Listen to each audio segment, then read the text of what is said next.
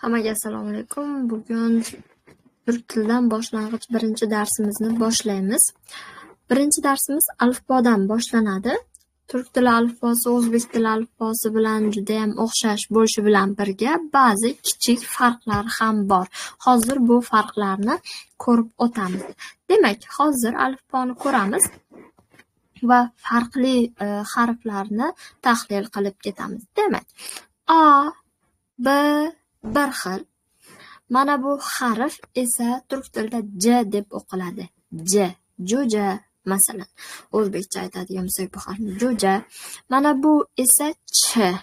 Bu J, bu esa Ch. D bir xil. I, F, G. Mana bu esa turk tilida yumshoq G deyiladi. Bu harfning talaffuzi yo'q.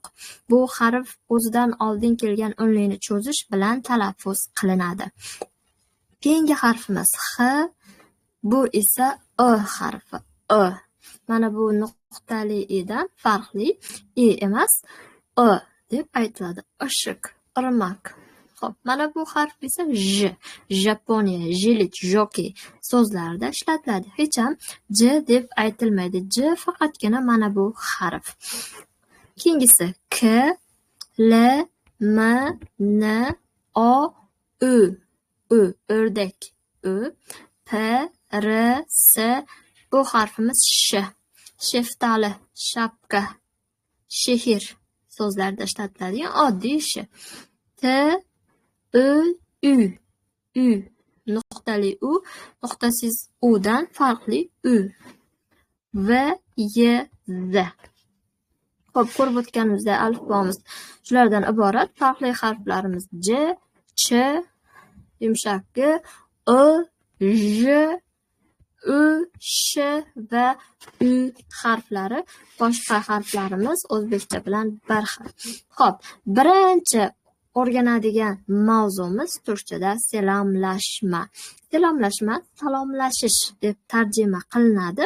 Salomlashishda ishlatiladigan so'zlarni hozir ko'rib o'tamiz. Bulardan birinchisi merhaba. Merhaba turk tilida eng ko'p ishlatiladigan, universal keng ishlatiladigan salomlashish so'zi bo'lib, salomga teng keladi. Hamma joyda, har xil vaqt va hammaga ishlatishingiz mumkin. Keyingisi esa selam. Bu ham salom degani. Uchinchisi selamun alaykum. Assalomu alaykum. Keyingisi gunaydin va iyi sabahlar. Gunaydin ham, iyi sabahlar ham xayrli tong deb tarjima qilinadi va ikkisini ham ertalab tongda ishlatish mumkin. Iyilar kun davomida ishlatiladi. Xayrli kun, iyi akşamlar esa xayrli kech deb tarjima qilinadi. Xo'p, demak, salomlashish so'zlarimiz asosan shulardan iborat ekan. Demak, yana bularni davom ettiradigan bo'lsak, iyi gechalar, xayrli tun uxlashdan oldin aytiladi. Keyingisi ahvol so'rash, nasılsın? Nasıl qanday degani turkchada, nasılsın esa ahvoling qanday. Ne haber? Buni aytilishi naber deb aytiladi. Nima yangiliklar, nima gaplar deb tarjima qilsak bo'ladi. Keyingisi vidolashma, xayrlashish so'zlari. Xo'p, ekranda ko'rib turibmiz xayrlashish so'zlarini. Bular hoşça kal, xayr, yaxshi qol. Güle, güle, xayr, ko'rishguncha.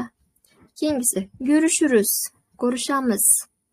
Yaqinda görüşürüz, yaqin orada ko'rishamiz yoki ko'rishguncha desak ham bo'ladi buni. Kendine iyi bak, o'zingni ehtiyot qil. İyi yolculuklar, biron joyga ketayotganda ishlatamiz. Yaxshi bor. Allohga ismarladik. Allohga omonat bo'l deb tarjima qilinadi.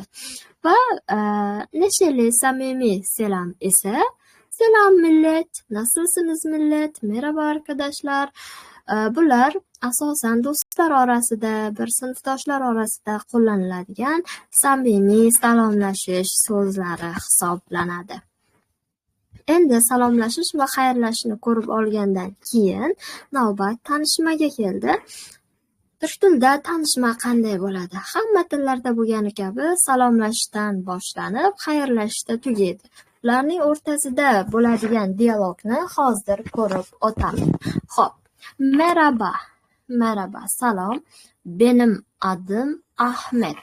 Mening ismim Ahmet. Senin adın ne? Xo'p, benim adım Ahmet. Mening ismim Ahmad. Senin adın ne? Sening isming nima? Ne turk tilida nima deb tarjima qilinadi. Merhaba, benim adım Leyla. Memnun oldum. Salom. Mening ismim Leyla. Memnun oldum. Memnun oldum. Xursand bo'ldim. Tanishganimizga sevindim deb tarjima qilinadi. Ben de memnun oldum. Mana bu yerdagi de ham. Ben de memnun oldum. Men ham xursand bo'ldim.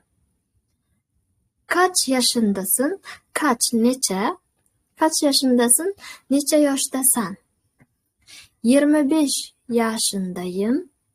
25 yoshdaman. Mana bu yerdagi in qolib ketmasligi kerak.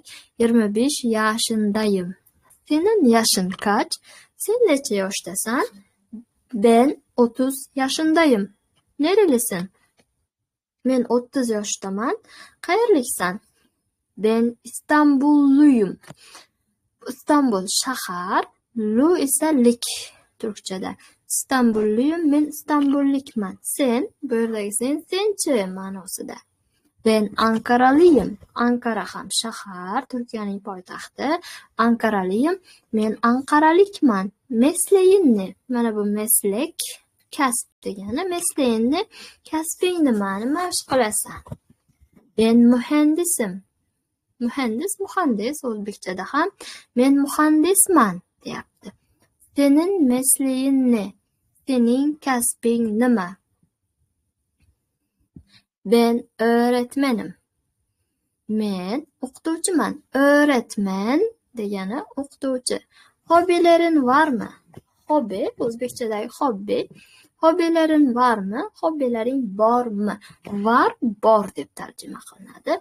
Va mana bu so'roq yuklamasi turk tilida doim ajratib yoziladi.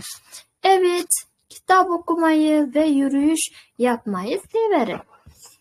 Evet, ha, kitob o'qishni va piyoda yurishni yaxshi ko'raman. Sening hobbing ne? Sening hobbilaring nima? Ben spor yapmayı severim. Men sport bilan shug'ullanishni yaxshi ko'raman. Spor yapmak, sport bilan shug'ullanish degani go'zal, yaxshi deb tarjima qilinadi. Tanishganimizga sevindim.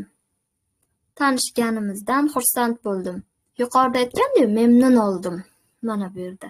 Xuddi shunday sevindim, xursand bo'ldim. Ben de yuqorida ko'rgandek ham deb tarjima qilinar edi. Men ham görüşürüz. Ko'rishguncha, görüşürüz. Mana demak aytganimdek, salomlashish merhabadan görüşürüz xayrlashishgacha o'rganib oldik.